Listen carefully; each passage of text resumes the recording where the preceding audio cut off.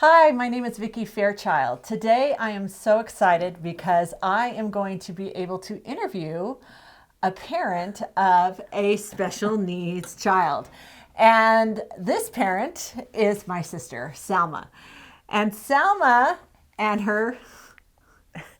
We're going to cry right away. We probably are. And her son, Joshua, are the reason why I became a school psychologist. And so we're going to talk about the things that we learned interacting with our special Joshua. Yeah. And some of the things that the topics we've covered relating to grief and parenting a special needs child, as well as things that the community can do to help support parents of special needs. So I want to thank Selma. Thank you so much. You're welcome. For being willing to join us today. I know it can be a little intimidating. Sure. And I appreciate your willingness to be honest with parents, because I think it's that honesty that really helps people heal. Right. Right. Yeah. And we love to heal.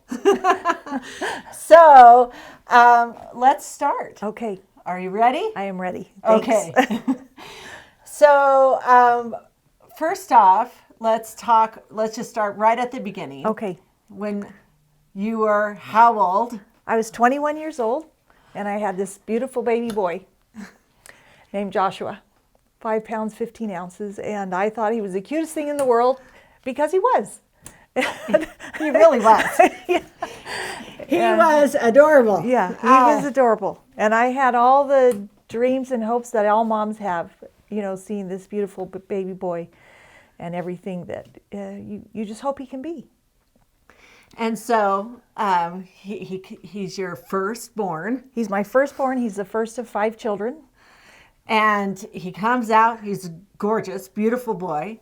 And you take him home. And how was those first few months? How was he sleeping? How was he eating? Well, he was just your typical baby where you're not getting very much sleep and you're trying to figure out how to feed him, their nap time, schedule, sleep time. So nothing abnormal those first, I would say, 6 months.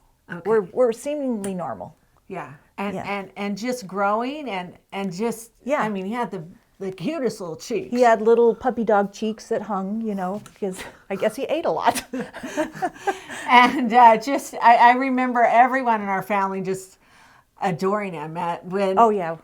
Because you had to go back to work. I did. And so our mother provided childcare. Right. And when we would come home from school, yeah, I was only 9 when he was born. It was always a fight to see who got a hold of Joshua because he was just so gosh darn cute. Oh, yeah. And that was okay with me. When everybody loves your child, you just love that. Yeah. Yeah. So then you say at about 6 months you started to have maybe some concerns? I actually didn't yet at 6 months. I think when I look back, I might have noticed more, but I think I was still in that whole first year of growth. And he walked late. So that was probably the first thing I noticed was, I think about it, the first family picture was really hard. With the 3 of us because he was extra squirmy, but 1-year-olds can be extra squirmy. But he was my first, and when I look back now, he was a little squirmier than the others. And I think that happens a lot with parents, especially with their first child. They don't know, is this typical? Is this not typical? And I've often been amazed at with special needs, parents of kids with special needs, is how they adapt to some of the behaviors or some of the challenges that other parents don't experience. Yeah. I joke with a friend that I've just never, I've never had to deal with that. And maybe joking is the wrong word to use, but I am just amazed that the adaptations that parents just naturally make for some difficult situations that you can look back now and you can go, yeah, that was a little too squirmy. Yeah. He was pretty hard in that picture, but not that abnormal yet. Yeah. Yeah. Yeah. So he wasn't progressing. You with the walking, and then what happened? So the walking, he walked at 18 months, which is still within a normal range. But when you see other kids his age or younger walking way better than him, even when he did, he was extremely clumsy. The fine motor skills started to manifest itself at this time too. And for example, my friend's son was much younger and he could turn a doorknob. And that might sound simple, but Joshua could not turn a doorknob. And I was like, wow, and he just couldn't do it. And I think the thing that was the hardest for me as a young mom was that I would watch other kids put their arms around their mom. They started learning then, and he didn't do that. And it was like it was not a natural thing for him to do that. And so that started manifesting itself. You're feeling very tender. Yeah. Because that was hard. That was hard. I wanted him to hug me really bad. Because I hugged him. Yeah. We all hugged him. Even though he didn't always want the hugs. Yeah. So you're watching other kids doing things that he's not doing. When did you finally reach out for help, and how did you do that? Well, I didn't reach out for help until, so our second son was born on Joshua's birthday, which is a fun story in itself, but that's not part of this story. So they have the same birthday, and so right around that time, I did notice digression in Joshua. And I did reach out to the doctor at that time, but they said that was normal for a second child to be born, and then the older sibling doesn't handle it well, and so they digress a little bit. And I said, well, I felt it was more than just digression.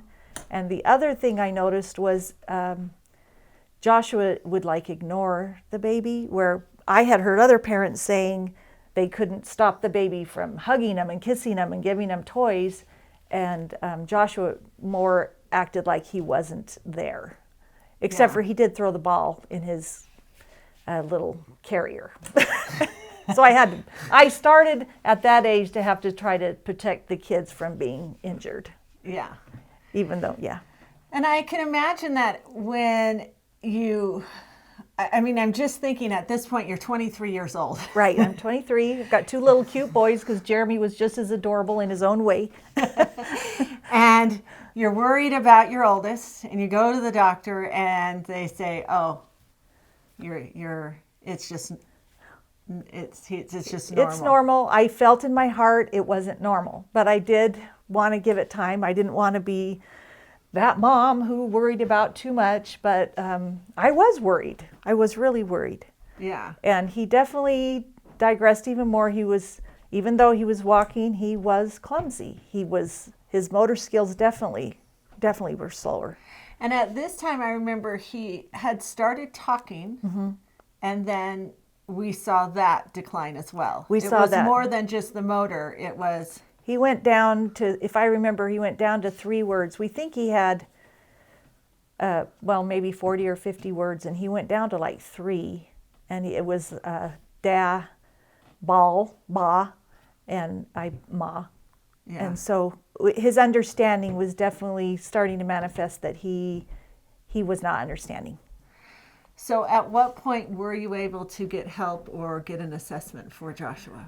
Well, the first thing that happened was we decided, the doctor sent us to an ear specialist because they found that his ears were 90% clogged. Okay. So actually I thought, we found our answer, he can't hear. And I remember doing the little experiments like flush the toilet to see if he could hear it and things like that. Right. And he did have a hearing deficit. So they put him on some very strong antibiotic and cleared up his ears. And I was expecting this miraculous change. Right. There was not a change at all. I was thankful he could hear better, but he still acted the very same.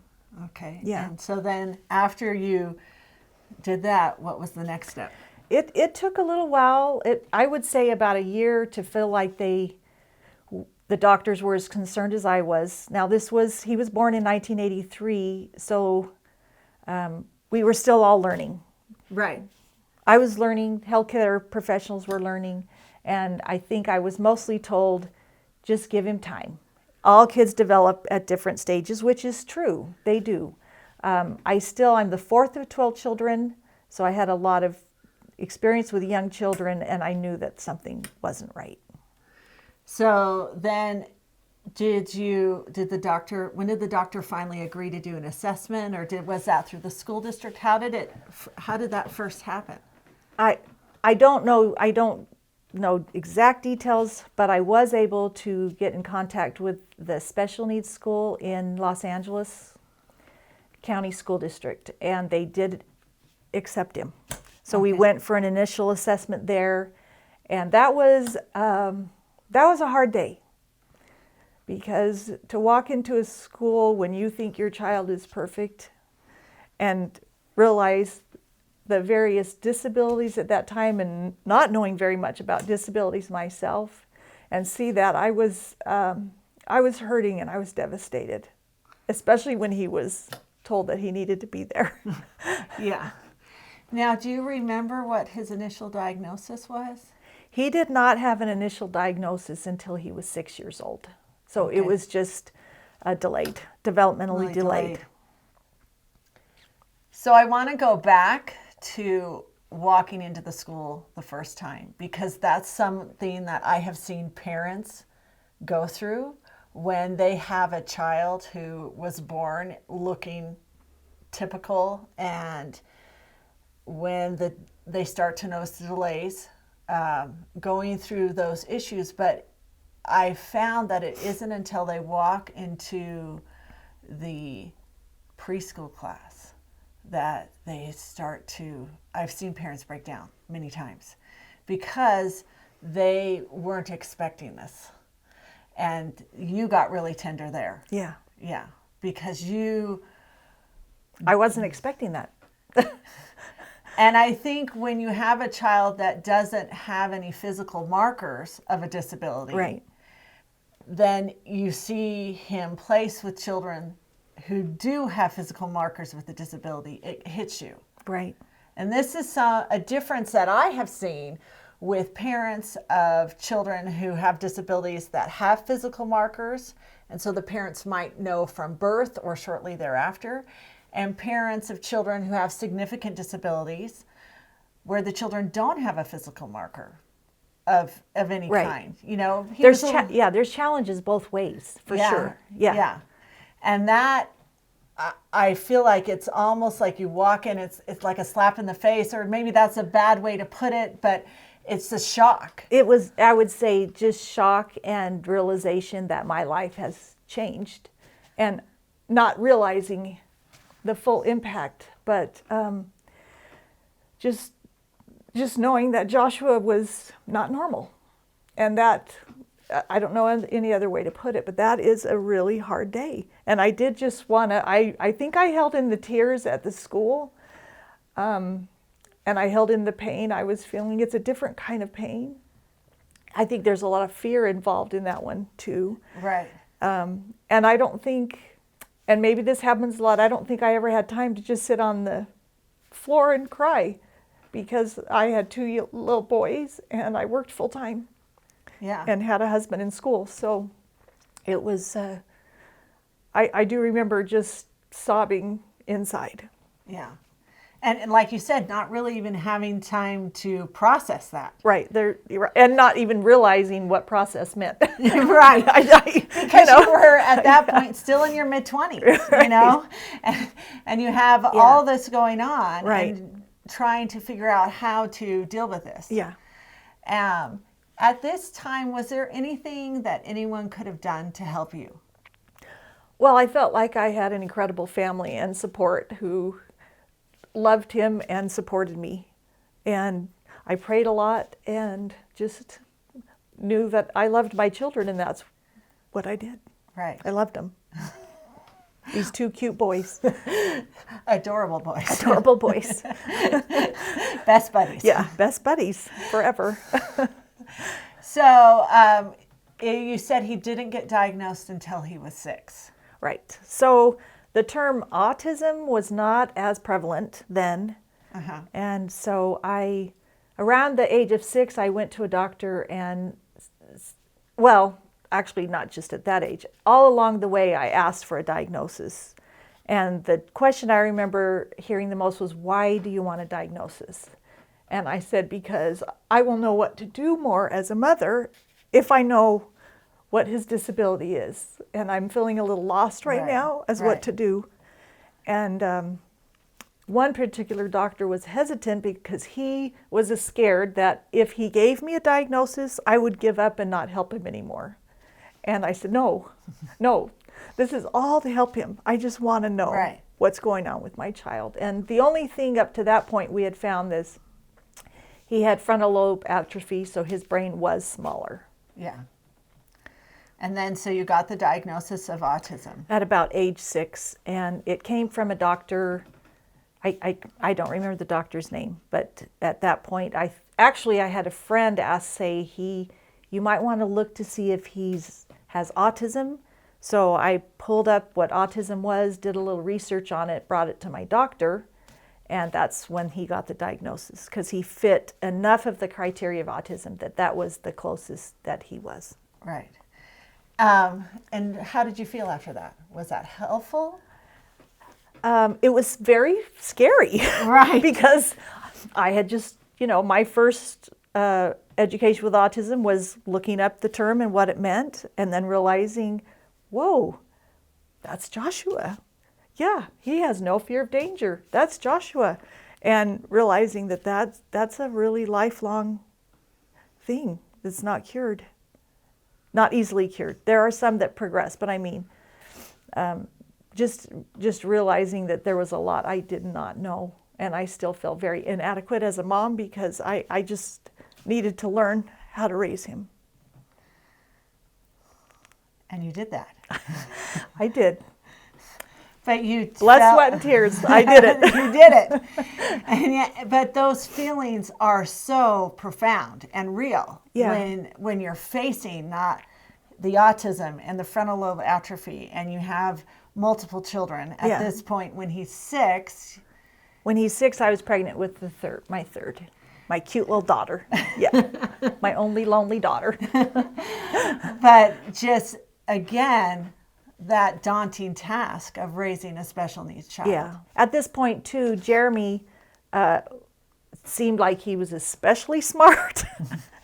And he walked at 10 months and he just caught on to everything. And that is another time I started seeing the huge difference because Jeremy passed Joshua very quickly. Yeah. Yeah. And also in height at some point, which was nice. He needed a big brother. Yes. Yes, he did. Yeah.